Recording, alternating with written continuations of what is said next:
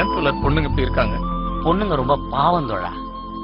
வீட்டுல இருக்கவங்க கிட்ட இந்த ஆம்பளை நாய்ங்க அன்பா ஆசையா 4 வார்த்தை உட்கார்ந்து பேசுறாங்களாயா. நீ சாப்பிட்டியா, நீ தூங்குனியா, நீ கட்டிக்கிட்டு இருக்க புடவை ரொம்ப நல்லா இருக்குமா, நேத்து நீ வச்சு கொடுத்த ரசம் ரொம்ப சூப்பர்மா அப்படின்னு எவனா சொல்றானாயா.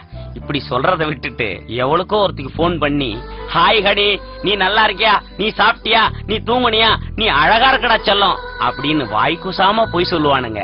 வெக்கமே இல்லாம. பாராட்டுக்கு ஏங்குறது பெண்ணுடைய குணையா. சமைச்சு வச்சுட்டு சாப்பிடும் போது ஏன் பக்கத்திலே நிக்கிறாங்க தெரியுமா? சாப்பிட்டுட்டு நல்லா இருக்குன்னு ஒரே ஒரு வார்த்தை பாராட்ட மாட்டானான்ற ஏக்கம்யா.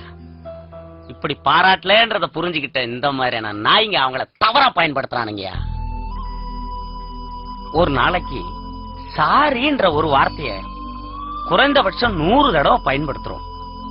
எங்கோ யாரோ முகம் தெரியாத ஒருத்தர்கிட்ட சாரி சொல்ற நீங்க ஏன் பொண்டாட்டிக்கிட்டையும் காதலிக்கிட்டையும் சொல்ல மாட்டீங்க? மேல் சாவலிசம் ஆனாதிக்கம்.